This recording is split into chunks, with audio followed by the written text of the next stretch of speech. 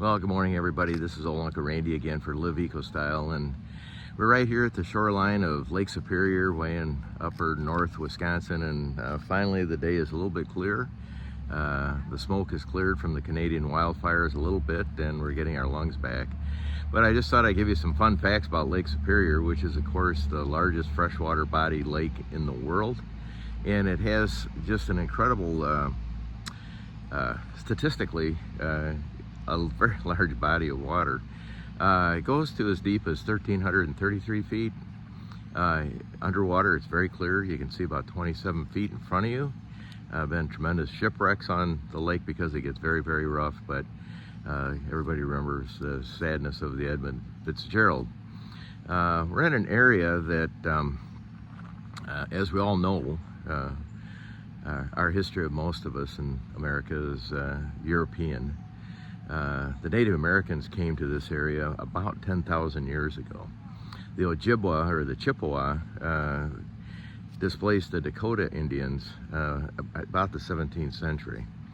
But we, as the Europeans sailing on the Mayflower, we're the immigrants, by the way, all of us. So Native Americans were here first, and they treasured the land in many different ways. Lake Superior was actually a rift in the volcanic material about 1.1 billion years ago that came up and formed this natural rift. Glaciers about 10,000 years ago, when they retreated, filled up the lakes with water. So it has some really pretty interesting historic dynamic to it. There's enough water in Lake Superior to cover both North and South America to the height of about 1 foot. Everywhere, both North and South America. Tremendous amount of water.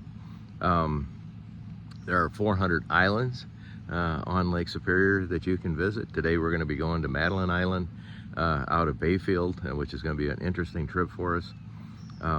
Lake Superior has 31,700 square miles of surface area, or that would cover that, I'm sorry.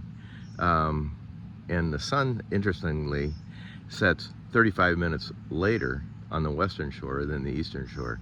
So some incredibly interesting facts about Lake Superior. Largest of the Great Lakes, obviously. When I was a kid growing up in Lake Eganza, my grandfather always told me about be very, very sensitive, that we are the visitors, we are the people that came to North America and invaded the Native Americans who had been here for thousands of years. For me, that has always been a very, very important part of my life. And some of the history up in Ashland here in Wisconsin, they talk about, instead of pushing the Native Americans further west, they gave them 2 reservations. Again, I always go like, oh great, we gave them 2 reservations. This was all their land for thousands of years. So in today's political world, when we talk about immigrants coming to America that add so much vibrance to the fabric of our world, that do the work that most of the Americans don't want to do, and the torture that's going on sending them back, I just sometimes question that whole scenario. When I was a kid throwing rocks in the lake on Lake Eganza every weekend with my grandfather, I enjoyed it immensely. I could spend hours on the lake shores. Down there you might see some families fishing.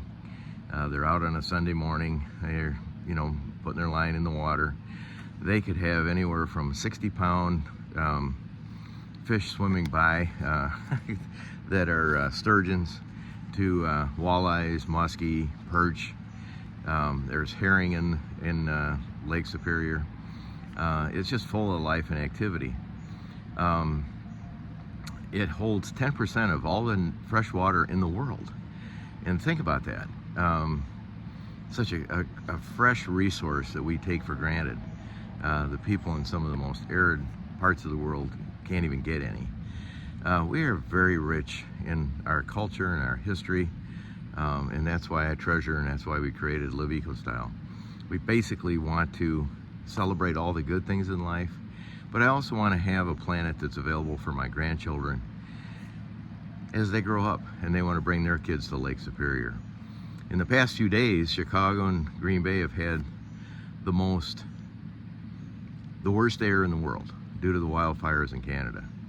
When I was a kid, again, growing up, wildfires in Canada didn't exist. The wildfires in California, while they had some, not like it is today. And people today in government, our government, believe global warming is a myth. I don't believe that, and neither do the Paris Accords when it comes to global warming. We have to be attentive to what's going on. This treasure of what's sitting behind me cannot be replaced, not in our lifetime. So anyway, treasure the world you're in, celebrate life, and as we say, always leave a better footprint. This is Old Uncle Randy for Live Eco Style. Follow us along as we continue our trip going through all of Wisconsin. Bye-bye.